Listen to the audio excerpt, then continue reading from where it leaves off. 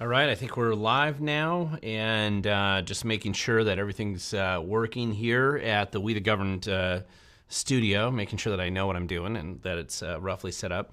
I know more normally, and I'm always a couple minutes early, I know today, but normally I do try to do these live streams on Tuesdays. And the reason why I'm doing them at Monday night tonight is just because of scheduling. I had a speaking engagement tomorrow, which is Tuesday, so that was going to be in the way of being able to kind of do it on Tuesdays. Hopefully next week I'll be back on that schedule. And so once again, this is an Ask Me Anything video. You can go and type in the comment section. Try to say @We the Governed, just so it's a little bit easier for me to spot it if it's a question, so that it's easier for me to distinguish it from the noise of commentary going back and forth. There was a question that was brought up last week about by Jason Fisher, and I just wanted to answer it now because I didn't have the answer, Jason, when you asked me this last week, and that was an equipment question, which is what type of program am I using here at We the Governed? And I want to show, see how you can see that pop-up question right there. So I'm using an ATM Mini Pro ISO with, it actually has a Chrome plugin called Chat Overlay, and that's essentially what allows me to click on the questions as I'm getting them, and that way you can see the questions that I'm attempting to answer at the same time. So I kind of like this program, and hopefully it's better for you as a viewer, so you get a better sense of what question I'm attempting to answer at that point, and whether I'm going entirely off the subject and getting off into some kind of tangent, which is something I've been known to do. Let me see. I thought I hit that. There we go. I had a couple other, but that was just something I was trying to answer from last time. I got a couple videos done today, and kind of one that's still hanging out from last week that I just haven't published yet. But a good video that I did today in regards to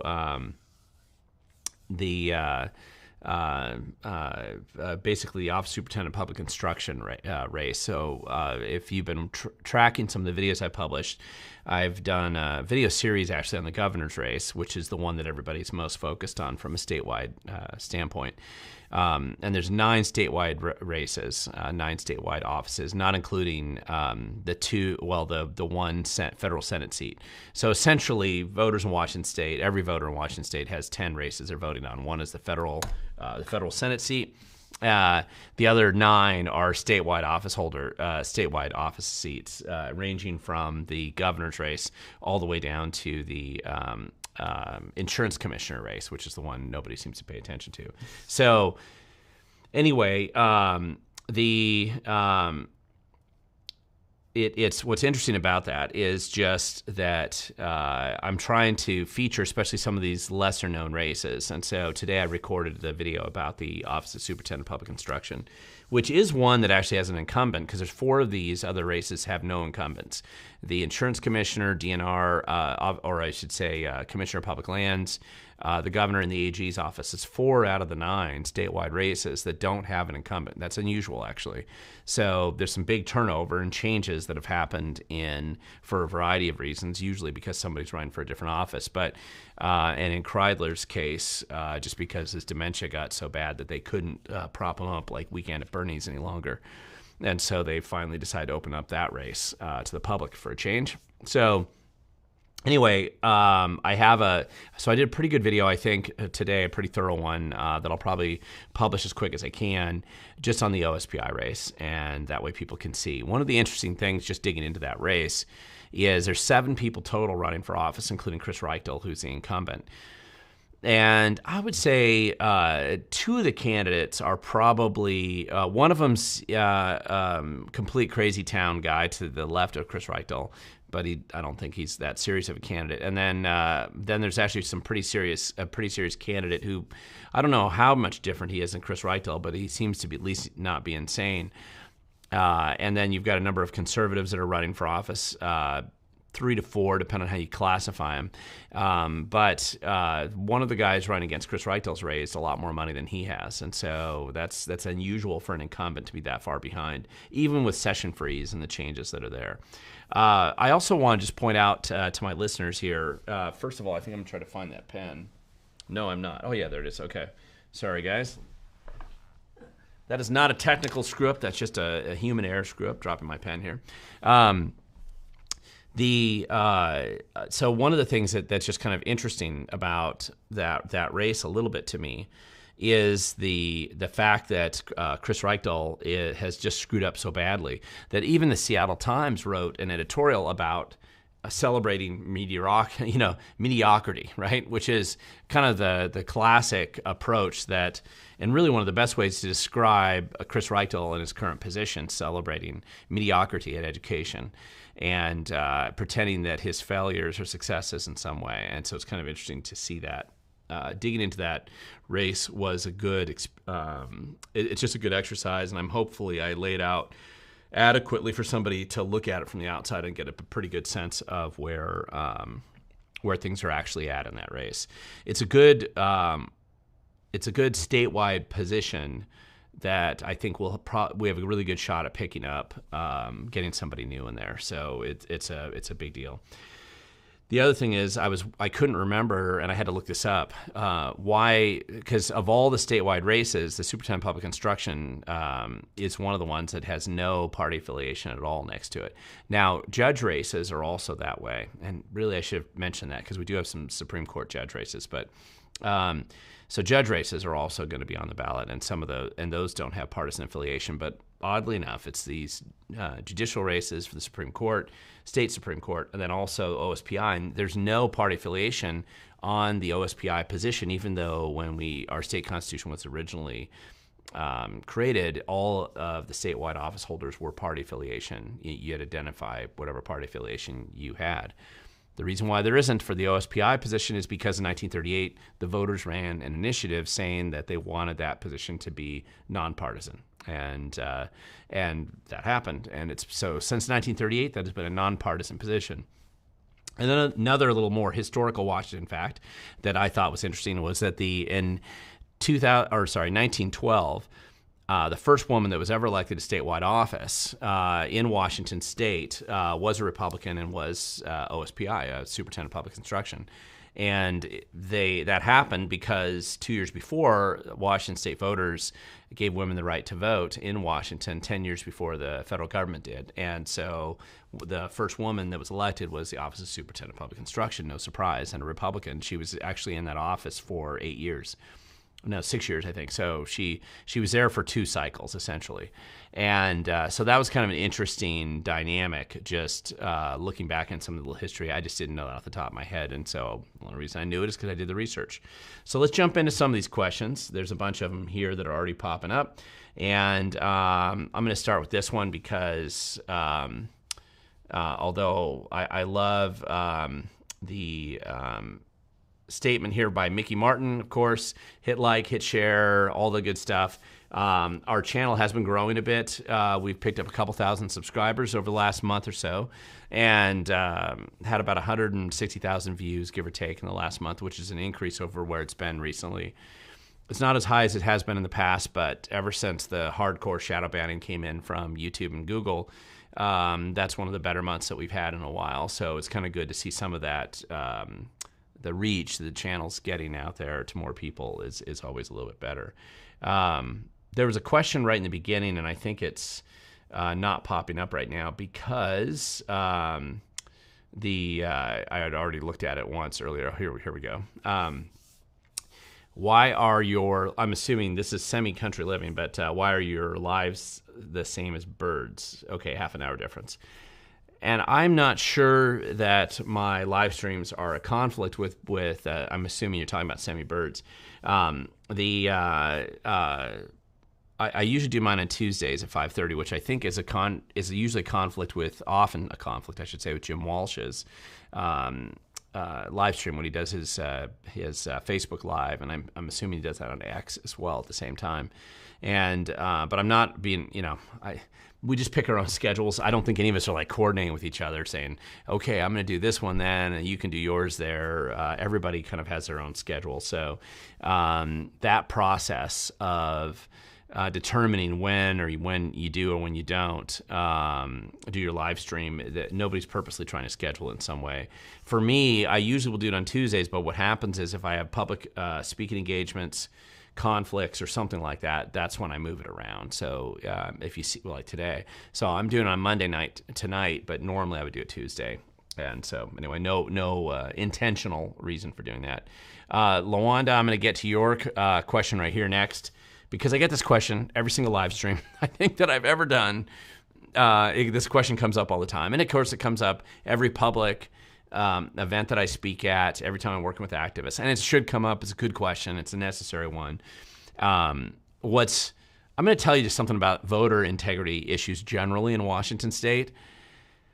I am so happy that people are paying attention to this now. Please understand, when I first doorbelled for public office in 2010, it's a long time ago, when I was running for office, I noticed that what I was seeing at the door didn't match what the voter registration said it should be in Thurston County, which is where I was running for office at the time.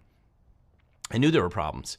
I worked on those problems a little bit at the time. I tried to get more people to be interested in working on those problems, and it wasn't something that people were generally interested in. And I think that's kind of, I don't think people realize that the significant change that occurred after 2020, because all mail-in voting in Washington State's been here for a while.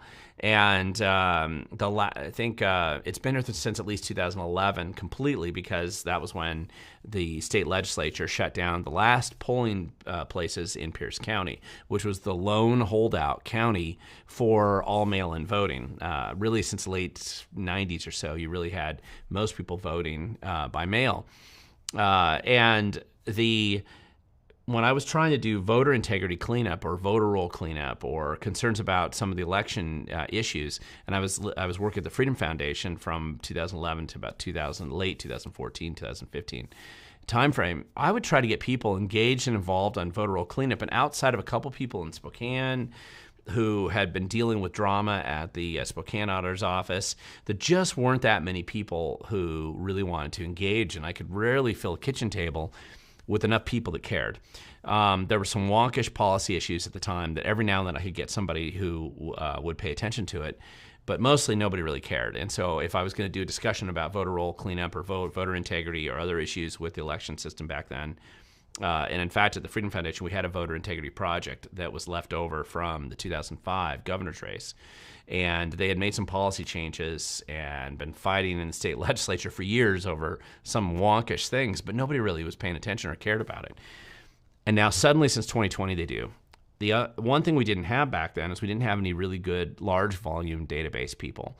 And so now we've got a lot of skill built up in that area, the ability to really look at large volume voter roll issues and voter roll cleanup, which is related to mail-in voting. It's not completely the answer that Lawanda's trying to get to down there, but bad voter rolls result in, or defective voter rolls basically result in the ability for people to do bad things. It just does.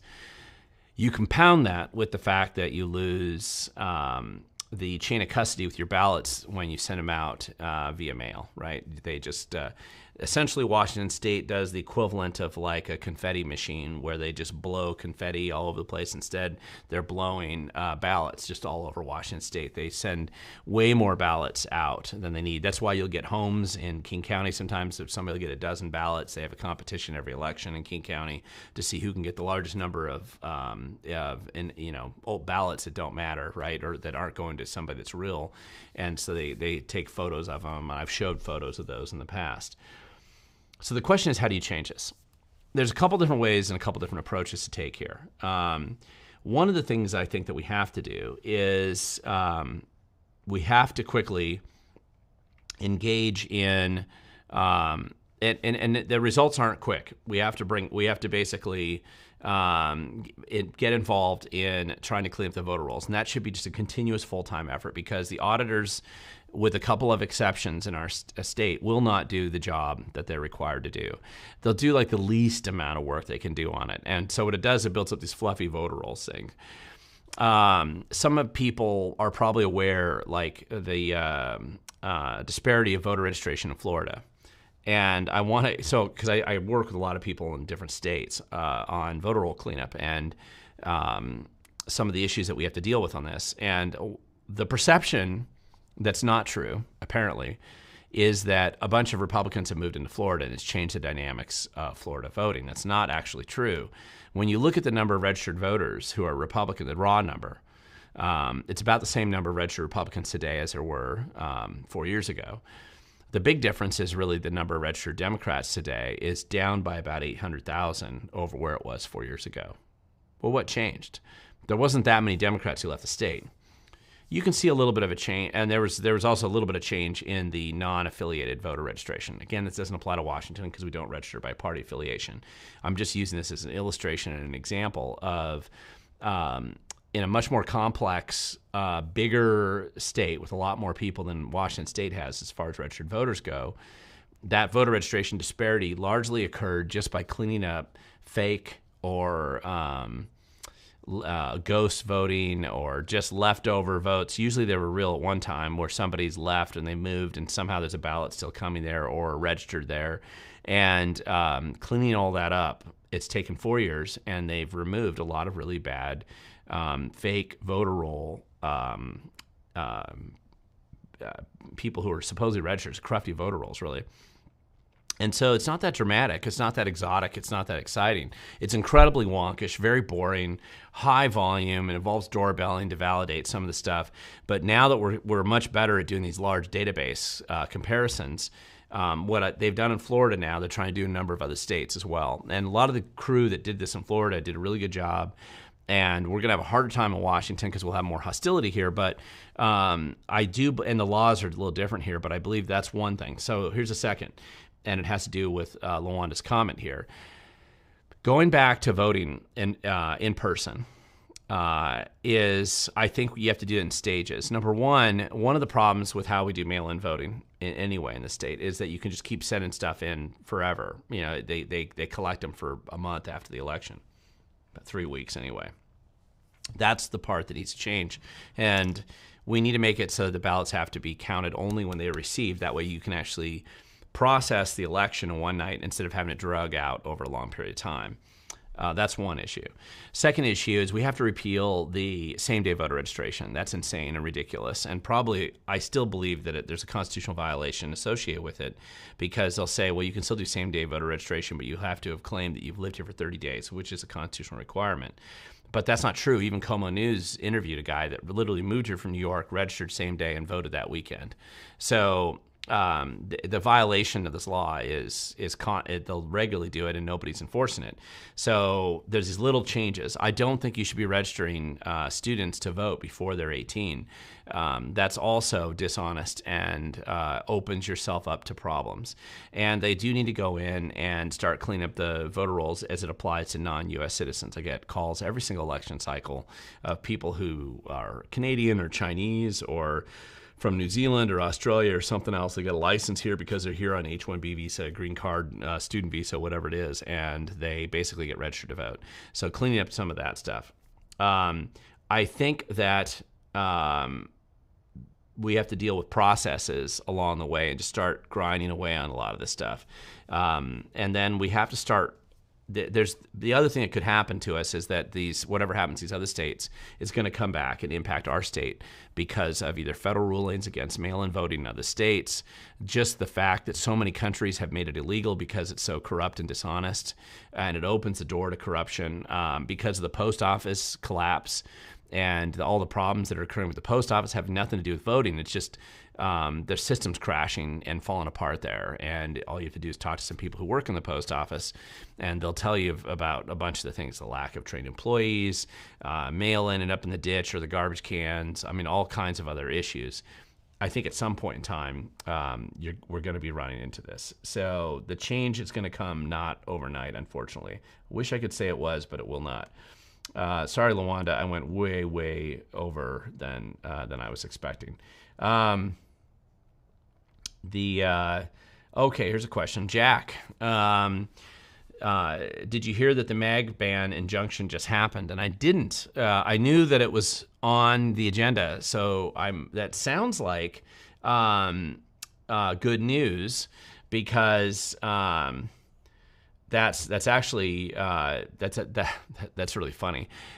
Remember, this is the same kind of thing that these federal lawsuits kind of push over time, and then you clean up stupid, dumb laws, that there already is plenty of constitutional cases that show that you shouldn't be doing it, and our state has decided to do it anyway, and so I'm excited about that. Tell me which case that is, if you can, put it in the comment section. Jason, I see you had another comment about it here as well. Sorry about that. You had another comment down below that magazine ban was overturned, so you can temporarily buy whatever you want until there's another court case hearing. So stop going to Idaho, stop going to other states and buying your mags. You can actually buy them here again, and they'll be legal. So anyway, I think that's kind of funny, and that's good. It's not enough. I really want to get rid of these laws and not have them in the first place, and start working on that. But the mag ban overturning, of course, it was ridiculous, especially after the California one. So that's really important. And so we'll see. I'll have to go down and see who has actually mag bans here. Golden Crisp, you got a question. Since we have a radical government, what are your thoughts on good sheriffs that will null and void unconstitutional legislation? We actually do have some good sheriffs in Washington State, quite a few of them around the state. I've had quite a few meetings with a variety of them over time, and I know things change a little bit, but what you'll find is good sheriffs. Like, remember the Snohomish County Sheriff who basically said he wasn't going to radically enforce or aggressively enforce Inslee's lockdown orders, the ones that were, particularly the parts that were unconstitutional.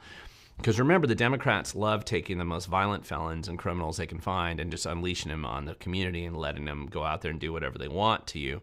But they really wanted the sheriff to come in and arrest somebody that didn't have a mask on, or a business that didn't immediately toss out everybody who didn't have a mask or practice optimal social distancing definitions that were randomly invented and had no basis in any science there.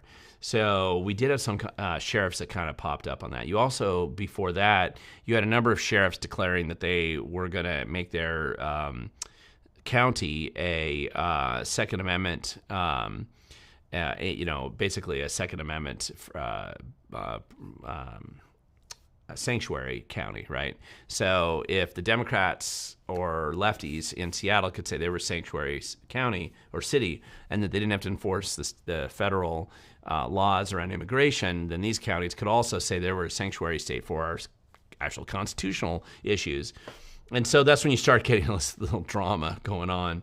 Good sheriffs can do a good job ensuring that crazy laws or laws that are clearly unconstitutional, they don't try to enforce them, and they let that stuff get sorted out before it creates drama on the street. I think that's a good thing, and we need more people who are going to be willing to do that. Technical difficulties, you got a question here. Do you see a forced confiscation of semi-auto firearms ever? Well, not in a sane world. I really don't see that generally. Especially trying to do actual forced confiscation creates a whole new level of drama that I don't think people who just say that the government's going to come out and do that, I don't think they really think through what that process actually looks like. And, we're also facing this point in time where, and this has very little to do specifically with Washington State, but it's the overall issue associated with the federal government's debt. And the fact that math is actually real at some point in time. Democrats, bureaucrats, they can always deny that math is real. And at a state level, right, we spend the money we have. We can't print our own money. That's true for most states, unless you're California, in which case you can go into massive debt.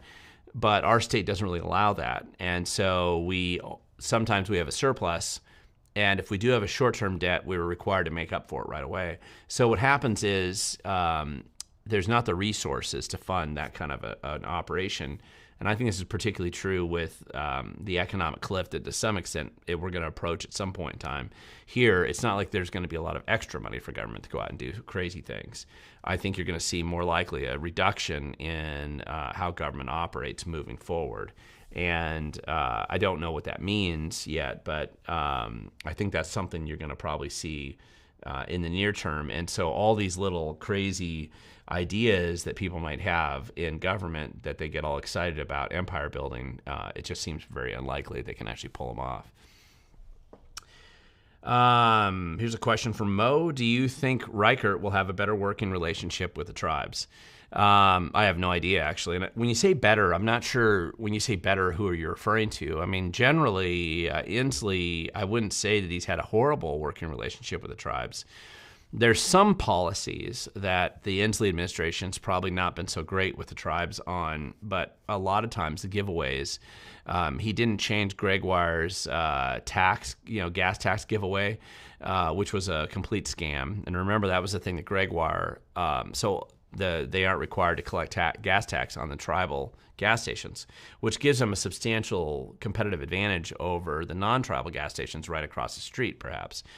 And this is kind of a situation even near where I live down in South Thurston County, because you have the Chehalis tribe with some gas stations there.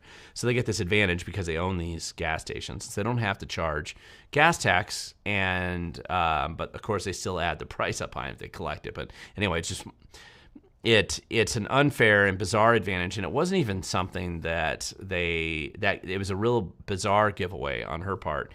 The other one was the giveaway for gambling. That's right, the gambling tax, where they're able to keep their proceeds tax-free. That was another odd one, tax policy-wise. Inslee never went back and addressed that. So if I was the tribes, I would have thought, okay, Inslee's given us a lot of free rides here. So anyway, I think that's essentially, I don't know what Reichert's going to do different. If anything, there may be some more streamlining of some of these issues. Where the tribes have had conflict probably have more to do with environmental laws, and the environmentalists will pretend that they're friends of the tribes until they just push something that they can finally come in and hit the tribes with. They use the tribes as a way to get to help justify some of their ridiculous policies, and then later on they'll come back and they'll impose the policies or the damage from their policies on the tribes, and that usually doesn't make them terribly happy. Mo, thank you. Yes, love more subs. Share the channel far and wide. If you don't already subscribe, please hit the subscribe button down below. That stuff adds up, and it's always helpful. Randy, you got a question here. What is the particulars of the natural gas bill that Inslee signed, i.e. is it banned for everyone or is it only for new construction? It's actually not that simple. And no, it doesn't ban it. It doesn't come out and say natural gas is banned. That is not the way it's written. It's written to lay the foundation to be able to do that in the future. It's one of the reasons why it's a stupid and dumb idea. A lot of the really worst ideas were watered down along the way. So they didn't actually see the law. I mean, it was originally in the draft. It got taken out. Remember, there was a lot of infighting over this. Even the Democrats in the legislature, there are a few that are sort of sane. And so the semi-sane Democrats, there just wasn't enough of them, knew that this was a stupid and dumb bill. I mean, the polling is like 85% against it.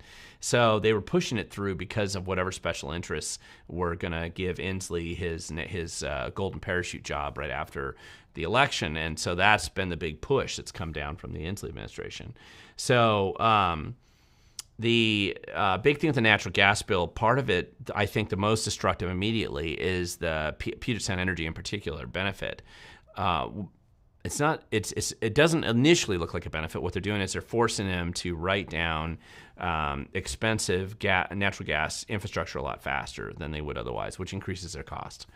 And so why that's bad is that it also then tells them, hey, we'll let the Utility Commission allow you to jack up the rates on everything, power and gas, to make up for the stupidity that we just forced you on the write down over here on natural gas infrastructure. to happen that increases your costs over here, and we'll let you jack it up and hit all the consumers with it. Okay, that's a big deal. That's costly. And then related to that then is that they're going to discourage them from installing new construction. So new construction's potentially who gets hit first. And then the theory is that eventually that would lay the groundwork because of increasing costs to make natural gas go away in the future.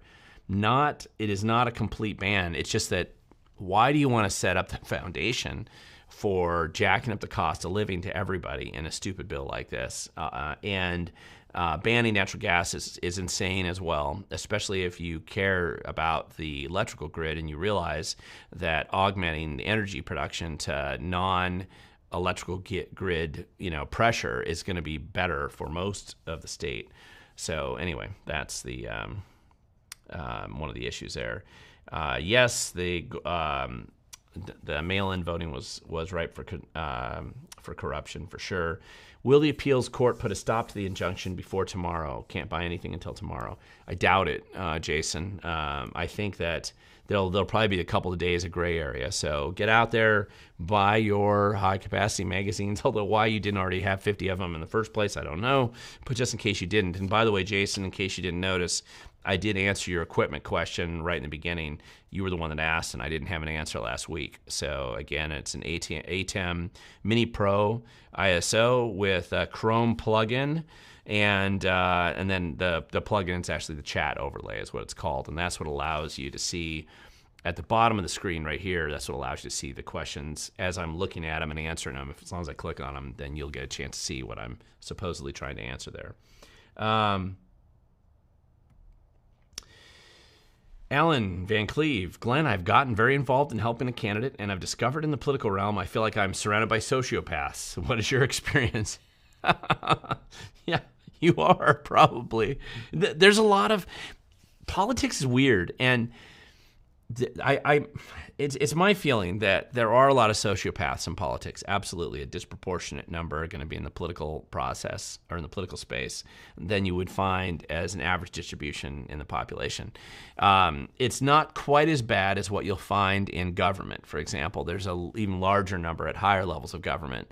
And sociopaths just are attracted to that. They're attracted to unaccountable power. They're attracted to to being able to do what they want and to lie to cover it all up. But power, money, and control tend to attract people with sociopathic tendencies. It always does. And so intelligent sociopaths are going to be able to figure out that if you want to steal money or you want to abuse people and that's your personality and you're willing to lie about it, government is the place to be. And then politics is part of that process. So that's why you'll see more people there. So Alan Van Cleve, I'm not surprised. I've seen it myself too. It's one of the reasons why, you just need to pay attention to who you're working with. You'll also find tremendously wonderful people in politics, as usually in the volunteer or the contribution side of things, where people are giving and giving, trying to make a difference and make something work. So anyway, Luanda, yep, this is you talking again about the election stuff. Yeah, I understand why people say that to some extent. Part of it's that there's this assessment where people will say, well, because it's not a perfect system, right? I'm just not going to vote, right? Now, I don't understand that mentality because it's insane, it's moronic, it's stupid, and it's very juvenile, right? But people want an excuse not to do something, even something as pathetically minor as far as the time commitment as voting. Voting doesn't take that long. It really doesn't. If you do a lot of research, you can make it take a little bit longer. But voting is the least, and it's the least you do as a citizen participating in society. So voting is the least you do. And what's so funny is how many people will say, well, because it's not perfect or I didn't get my way, then I'm going to stop voting. And that's ridiculous. There's been a bunch of races just recently. I had a race out in Ocean Shores where a good mayor got elected, but to get this other city council member in, they lost by one vote. Literally just one. There were 40 people in that city who decided their vote didn't count. And they didn't put it in, and they would have voted for her. I know that. It's just vote to make a difference. It doesn't make as much of a difference the higher up the food chain in the political process that you see, but cumulatively it does add up, and at least it gives those of us who are still willing to fight, even if you aren't, it gives us an opportunity to make that shift and that difference. It doesn't take that much, and pretty soon you're able to start making quite a bit of difference. So, and yes, I am quite familiar with Stalin's famous statement, it matters not who votes, who counts or votes. Yep, that's probably true. And they have known about that since the first concept of voting was created, and that's why you should have very clear, anybody who's resisting your ability to observe elections is part of the problem. And again, this was a question I addressed earlier when I talked to one of LaWanda's earlier questions today. But to shift to, I just think there's going to be small steps you take along the way to get back to in-person voting, most likely. There's a question here. Voting again in Yelm for school levy. I think they could use funds better. The superintendent got a 119 salary bump from 2019 to 2023 during Corona. Absolutely. Listen, most school districts squander money in stupid ways in various places. The fact that Yelm lost their levy in February, and now this is what they're doing is they lost the levy, and so they're trying to run it again. And they're trying to do it right now really quickly because if they can get on it, there's only one other window of time for a special election, and that's in April. If they fail, then they're going to have to run it during either the August primary or the November election, and they probably won't want to do that because of the larger number of people voting and also the additional blowback. Now, Yelm's running a risk because it's very likely that they have a high likelihood of losing twice the second time in a row, because it actually wasn't that close. I saw that Yelm levy result, and they lost it. Now, the school district's panicking because they don't want to have to work on their downsizing. And by the way, the big salary bump you saw for the superintendent, they're sure as heck not planning to take a pay cut, I guarantee you. It's not just a superintendent, though. It's a superintendent in the bloated bureaucracy, more than anything else. To some extent, the cost of teachers stays fairly static.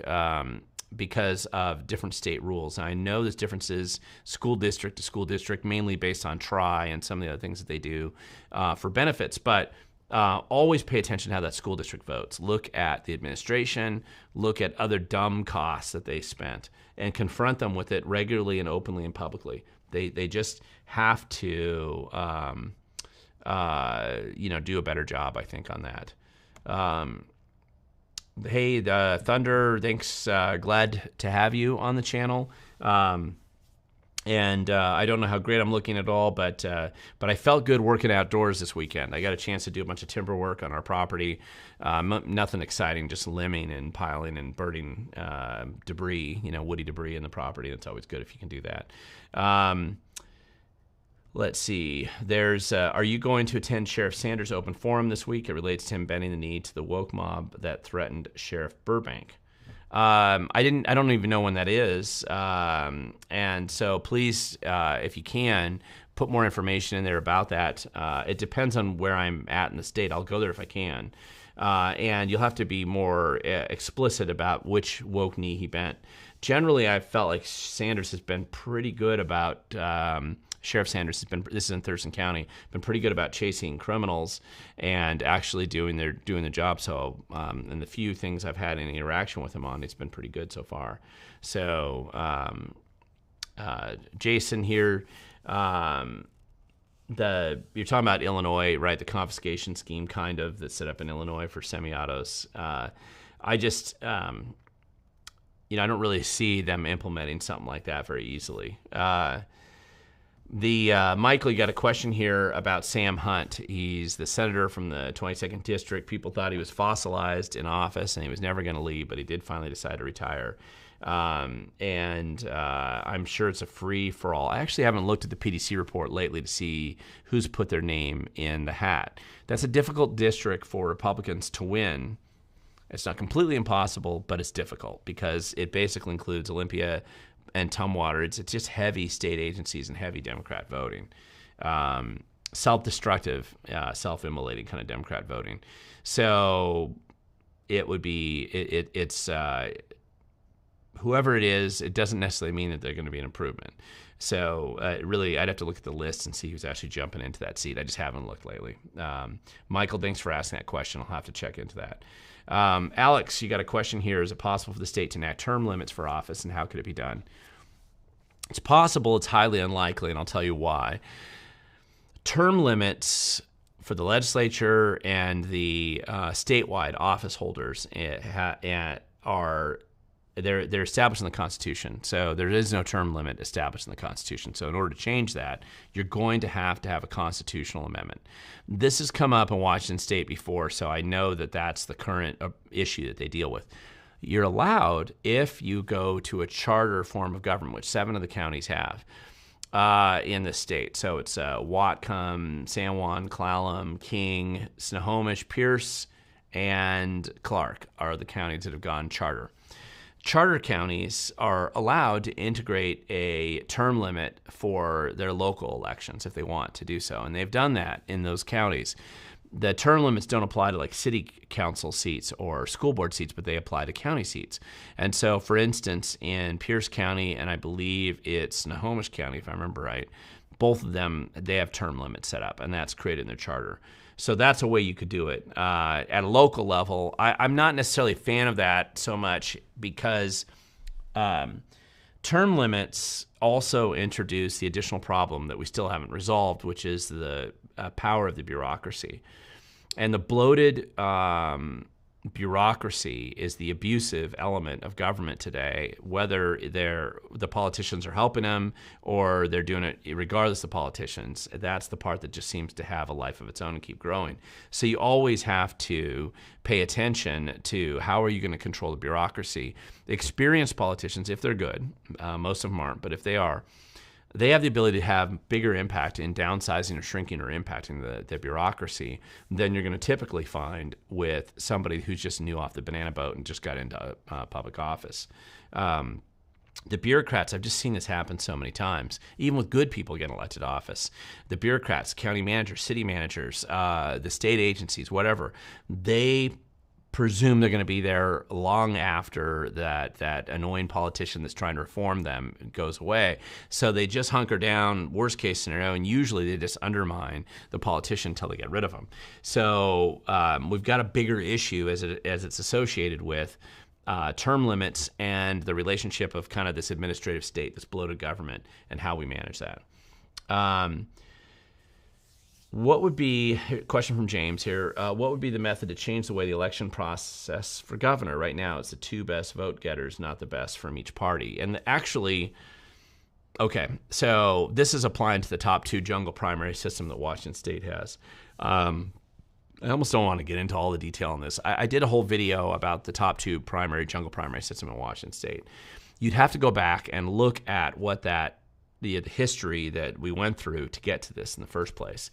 When the blanket primary system, which had some similarities here, but was different, existed, it was thrown out as unconstitutional in, I believe, California originally. Washington said theirs were different. There was a fight. Washington lost. The parties sued over top 2 primary. Democrat and Republican sued over it, and they lost. I think the Democrats didn't. It was the Republicans, Libertarians, party, anyway, a collection of parties sued. They lost. And so we had the jungle primary that we have now. You would have to change that. That's what affects the governor's race, because it affects every race in Washington State. They're all affected by that jungle primary. So you'd have to get pretty significant buy-in with everybody to overturn that. Generally, the political parties haven't liked the jungle primary system because it reduces the power of the political party. It definitely does. So that's what you'd have to do. Cabbage Farmer, who has any authority over customer-owned public utilities? They're forcing AMI meters, no exception. I'm assuming is what you mean in Lewis. They admit it is arguably an invasion of privacy, will cause bill increases and more. That's right. Lewis County has a PUD, and the elected PUD commissioners have all the authority over it. So I would replace your PUD commissioners. And you can do that. Lewis County is actually a county where you'd probably be able to do that. I haven't looked at that particular PUD. There's either 3 or 5 members. Probably it's a 3-member commission, I would guess. So all you need to do is flip 2, and there's probably one on that commission that's opposed to this. But work directly with your PUD. You have a lot more ability to make changes in your PUD than most people realize. It's important.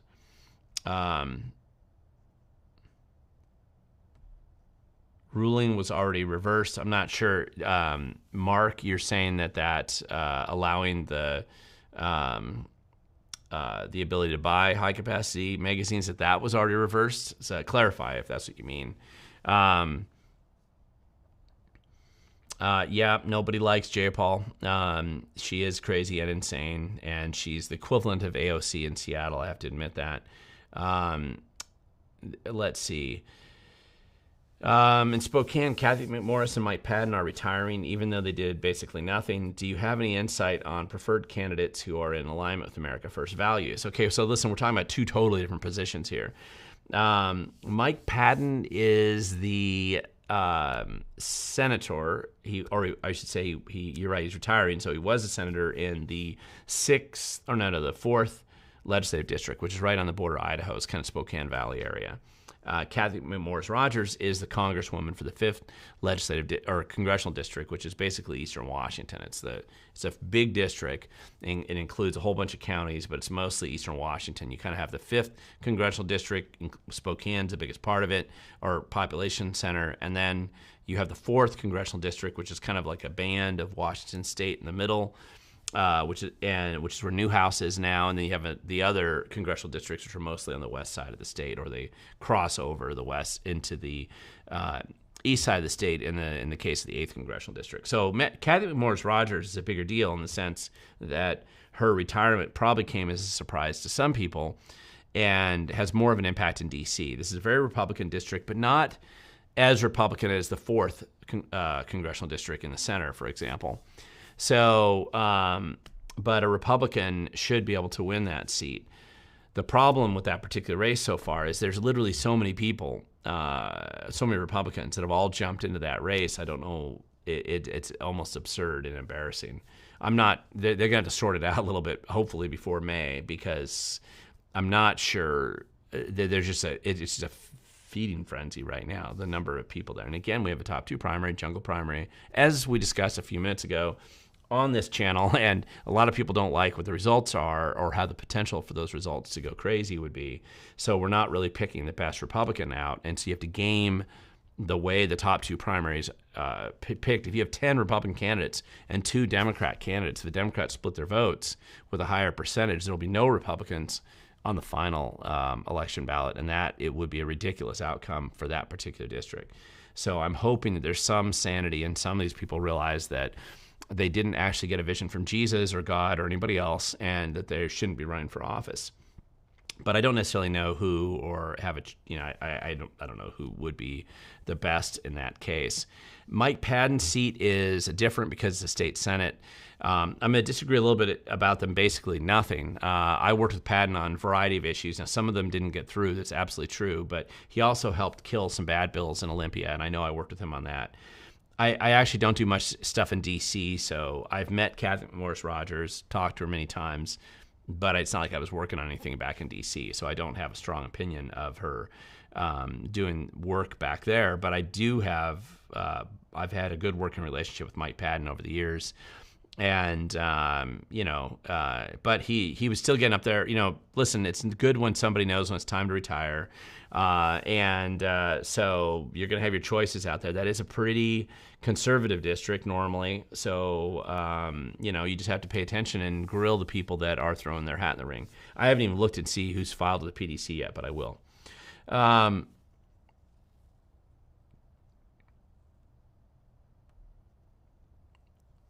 Okay, so Jason, you're mentioning that emergency stay was granted, keeping Washington's ban on the sale of high-capacity magazines in place. So anyways, the federal law keeps grinding away. That lawsuit, we'll see what happens. Jason, if you can, just confirm who the plaintiffs were in that case, because I want to make sure we're calling them out, because they've done a really good job fighting this case, and Ferguson's obviously in a panic for this whole thing. TZ Burton, happy eclipse, apocalypse day. Yeah, by the way, the eclipse happened. Looks like we're all still here, so whatever conspiracy theories that were around that one were ridiculous. By the way, I didn't bother to go to this one, obviously, but I did go to the 1 and 2 of 2017, drove down. We went right into Central Oregon because I felt like it would be a little bit less crazy with my son. He was in Scouts. He wanted to get the merit badge for going to see the eclipse. So we drove down there and had a really good experience actually seeing that eclipse in person. It had been since I was a kid, I think the last time when I'd actually been in the middle of a totality sort of eclipse. That was a great experience. It was fun. It was neat to see. So if anybody watching this actually went and saw the eclipse somewhere back east, that's great. But that's just kind of funny. Donald, you got a question. Problem with pay raises for schools. Teachers get the shaft as they get minute increases, but superintendent gets a sweet bump. Yeah, I mean, here's the thing. A little increase, just from budgeting standpoint. So if a school district has 100 teachers and they get a small increase, that's still more money the school district's spending than a big increase for the superintendent. So it's more than just the overall money. But these superintendents are paid an obscene amount of money. And what I've seen, it's not just the North Kitsap School District that we caught, superintendent, that we caught stealing signs, right? It's that Moses Lake superintendent that I caught just flat out stealing money. There's been some really, really bad people who get into these positions, and they're hardly accountable at all. I mean, it's very weird to me. So we really have to make sure that I do think the bureaucracy overall really has to be downsized quite a bit. And that's just, and it's, you want teachers, assuming they're good, you want more teachers. That actually helps educate kids. The bureaucrats don't. You're going to need some basic level of bureaucracy, but you want less. And the tendency, because people making the hiring decisions, they have more ties to bureaucracy, the school can have the same problem that you do anywhere else in government, which is that they get out of control. Marcus, you got a question here. For a non-home rule county, is there an initiative type of process at our county level? Only in very limited. It's a good question, by the way. Kind of wonkish, but let me talk about local initiatives a little bit. I'll step up because I've actually been involved in quite a few of these over the years. Local initiative process, the way our Supreme Court has manipulated it and attacked it over the years, watered it down, limits substantially the options that you actually have, even where an initiative process is allowed. When he's mentioning home rule, what that's really talking about is that there was an amendment to the Washington State Constitution in 1949 that would allow, I think I'm right on that year, it's right around that era anyway, that allowed home rule charters to be implemented for county commissions. It also, and I believe that they allowed home rule charter for cities before then. It's funny, I don't remember when that was allowed. But either way, so cities could reorganize and counties can reorganize to have a slightly different structure of local government than what was originally created in the state constitution. And because the commission form of government, which 32 of the 39 counties in Washington state still follow, clearly don't have a local initiative process at all. But usually one of the selling points for going home rule charter is that you do allow local initiatives. However, because of a variety of decisions, mainly involving a couple of court cases that have popped up over the years that don't have anything to do so much with the counties. Well, one of them does with the counties. It was Clallam County. When they went home rule charter in the 90s, what they were trying to do is overturn the Growth Management Act, and they wanted to get out of it. And so they had, one of the things they did with their home rule charter, and this is still there, is that the head of the planning department is actually an elected position, which is actually not a bad idea. But then they were also trying to get out of the Growth Management Act, and the Supreme Court basically said, sorry, even though you went home rule charter and you have an initiative like this, you can't do that. Also from Clallam County, although it had more to do with Port Angeles, was the fact that Port Angeles even organized the citizens there years ago, 15, 18 years, no, it's probably 20 years ago now, reorganized their city to allow local initiatives in the city. The reason why they did this is they were trying to get rid of fluoride in the water. And so it was super popular. They passed this initiative. People passed it, and it got on the ballot and easily won. And the Supreme Court ultimately overturned it, Washington State Supreme Court, saying that it was an administrative function of government, and the initiatives could only apply to legislative functions of government, which is ridiculous the way they draw that line. It is. And so they watered down. I wrote an article years ago called The False Promise of Local Initiatives. And it was using that example. And it wasn't just that one. Also in Clallam, but it was in Sequim. a citizen, this guy, I wish I could beat him because it's years ago again, but 15 years ago, this guy writes an initiative, and it was great. It said, before our city can get us into debt of any kind, like because you're allowed to do bonding, long-term debt, that's not approved by the taxpayers, we want the ability to decide if that's a debt that we want to take on. Even if we clearly have the money for it, we just want to be able to approve that debt. And this guy did it himself. Big fight. The city, of course, hated it. They didn't want to have to keep coming back to the voters to approve more debt. Other cities didn't like it either, so they wanted to fight it. 10-year legal battle, up and down, up and down. Eventually went to the Supreme Court. The Supreme Court threw it out. And they said, again, you invaded the ability of local government to, or the administrative process of local government instead of executive process. The same thing you saw was with the Mukilteo red light camera thing with Tim Eyman a number of years ago, 2008 or 9, I believe, when local initiative to ban red light cameras or traffic cameras. And again, that was shot down for similar reasons.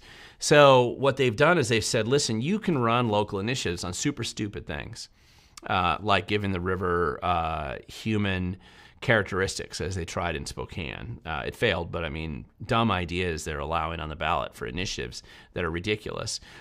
Ratcheting the society only in one direction, but if you try to repeal pay raises, if you try to repeal taxes, if you try to do any of that stuff, it's a very limited window. There's a local initiative effort on that they're collecting signatures for up in Whatcom County right now to repeal the stupid property tax that they recently passed. That's super unpopular. It passed by less than 20 votes. Again, another example. There were hundreds of people in Whatcom County who said their vote doesn't count and they didn't vote. They are specifically the people that allowed this dumb, stupid tax to get on to pass.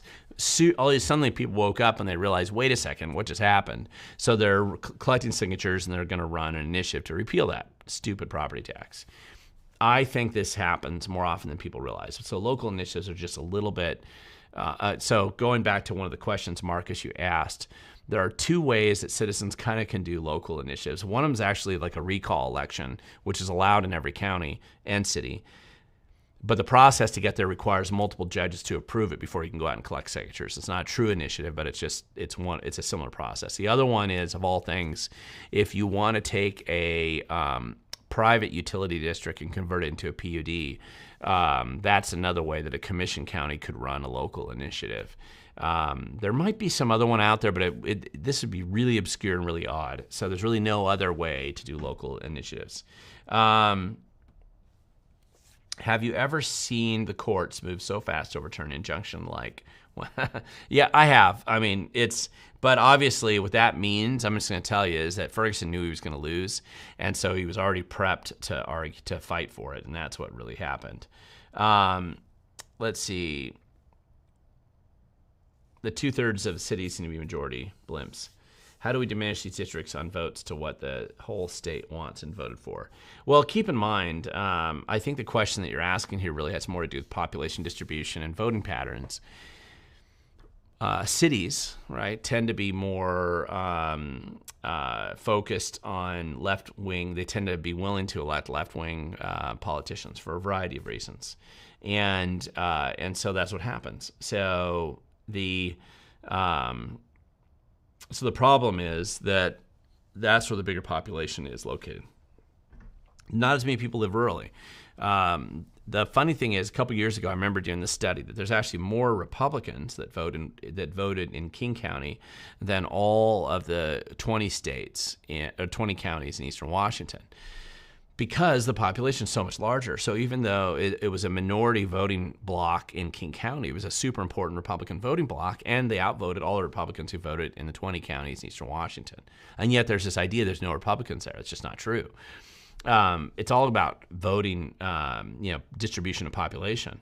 So this is one of the reasons why the left has tended to be willing to bring in self-destructive, harmful non-citizens across the border, because they can count them in census data. Census data is what determines the districts and the political distribution of that population. And so because people flee cities when they became crime-infested disasters like Detroit and Chicago and other places, then those places are losing political power. And so they're trying to somehow keep their political power by bringing in a bunch of people that are not U.S. citizens, then counting them during the census. They don't even care what happens to them afterwards, as long as they get them on that one census. So anyway, that's just something to be aware of. Highline School District, Melissa Petrini. I don't know her, so thanks for making the comment. Don't know her at all. There's a question here about classified union representative is in bed at the school district. Our pay is at poverty level.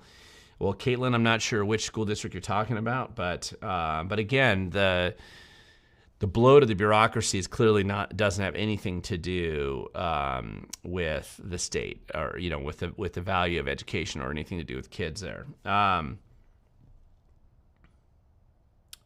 Seems okay. Golden Crisp. Seems like Seattle and Tacoma are voting for the state. Doesn't seem fair. Well, Seattle has the influence on King for sure. Tacoma does get outvoted by the rest of the county in Pierce County. It's just not big enough. And it's no different than Spokane and the relationship of the city of Spokane versus the county of Spokane.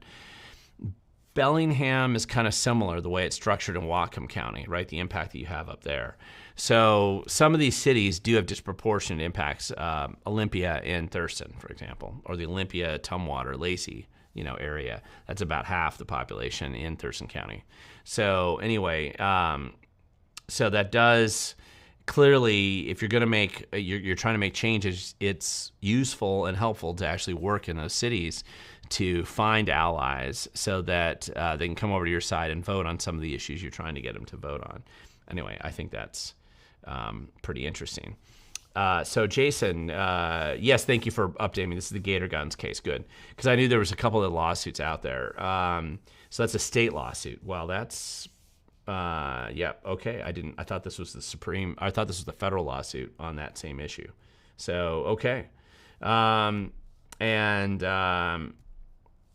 That is interesting. So Gator Guns has just done a really good job fighting back against Ferguson. I'm proud of those guys, really. There was a question here. Oh, you took it away here. There was a question. Somebody was mentioned about where was I on September 11th. And I remember exactly where I was because, and probably most people do at this point in time, if you were around at that time. I used to take tours of the... So I went to college in New York City, even though I grew up out here, fifth generation Washingtonian. But I did take student tours on up to the World Trade Center. It was one of the things I did when I was there. Prospective students would come out to Columbia, and especially if they were looking at the track and cross country team. And so the coach, I was one of the students that would take those prospective students and sometimes their parents on tours of the city. And one of those classic stops would be that I'd go and take them up to the World Trade Center, and because it's a main tourist attraction. If you didn't live in New York City, that's a big deal to go up to the top. So I went up. I took tours probably 30 times to the top of the World Trade Center, and so I actually spent a lot of time in the World Trade Center just because of that. And when we used to run our long runs on Manhattan, we would go to the end of the island, go around the World Trade Center, go to the South Street Seaport, get a bagel, and then catch a subway back. It's kind of a funny way to run, I know. But and so I remember I was actually in New York City next to the World Trade Center about a month before or a couple months, I think, before the disaster. And I remember coming out, and I was right next to the World Trade Center, and I realized I hadn't been to the top in a couple years. And I thought, why don't I just go over there? You pay $10 or something at the time, and I'll just ride the elevator to the top. It'd be kind of fun, maybe get some photos. I have a lot of photos from the top of the World Trade Center with just different family members over the years and friends. Then I thought, oh, it'll always be here. I'll just do it next time I'm out in New York City. And of course it wasn't. And I was driving into Seattle, going down for jury duty when the World Trade Center was hit. And I had just gotten back from New Zealand. I had a startup company that failed, and so I'd take some time off, traveled around New Zealand, and I was coming home for jury duty of all things. And that's when the World Trade Center was hit. And if you don't remember that time, but there were all these other stories about there was a bomb from the State Department, supposedly. All this other stuff was going on. It was very chaotic. So anyway, let's see. I'm gonna go. I got a couple different questions here. 3 cities decided the whole state. I don't think that's exactly how you're going to have to look at this closer on the precincts. What you do see is, you need to look at voter turnout a little bit. Combine voter turnout with what you see going on there. And I think that you see these cities have an impact, but it's not, you can easily, if the percentages are such, like if you can get 20% favorable vote in Seattle, right, that makes a big difference. It shifts it quite a bit more another way. A statewide run for governor, if you can get 39% in King County, which is mostly made up of the Seattle side, you can win a statewide race, for example. I mean, there's all these other different percentages that people have looked at on this, and it's a lot. It's not that simple. And Republican campaigns are mostly incompetent and run very poorly by people who don't know what they're doing most of the time. And it's because of a Stockholm syndrome, I think, that's set in the consultant class here. So winning's not really part of their strategy. So they don't really dig into this stuff that detailed to look at how it is that and how to do the hard work to build up allies with groups that you probably haven't spoken with whom you share a common interest. So I just think there's a lot of that needs to be done. Marcus, I saw you mentioned that that was actually Pete Serrano in that case, the Gator Guns versus the state, and that's true. I believe it was. And here you go. This is where you had the question about the September 11th question. So anyway, it meant a lot to me to watch the World Trade Center come down because I'd actually spent a lot of time inside the World Trade Center and on top. So, and in New York City when I was a student there. So anyway, and the world is different since then. You're still paying out the nose for car tabs for your RV. This is John. Any chance we can repeal this unfair assessment? Sure you can, although the sound transit portion of it's harder. Only because of the debt associated, I believe, with that, the debt associated with that for the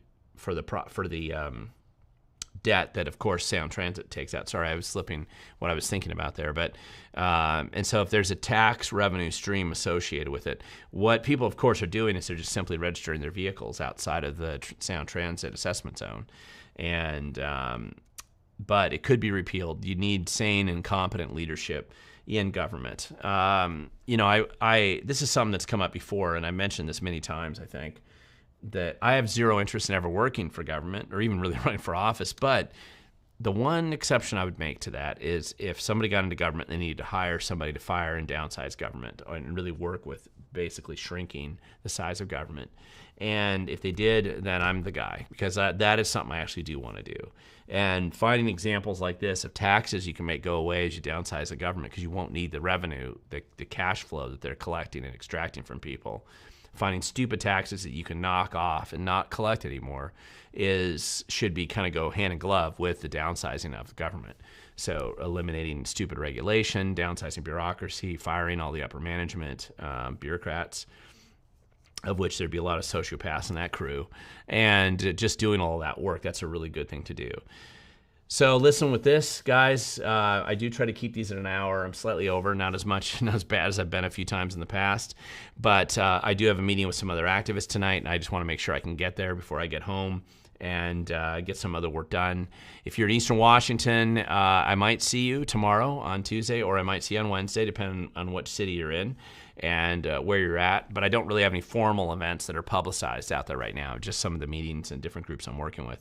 I do expect to be back on a regular live stream schedule next Tuesday, so please make sure that you feel free to share and like this video or the live stream with others. Let me know how I can be better when I do these, or if there's any questions that you may want to ask that I haven't answered yet or that I missed last time. Please make sure you do that. Also, if you can, look at some of the other videos. I've got another one, like I said, coming out pretty quick. There's some others that are going on.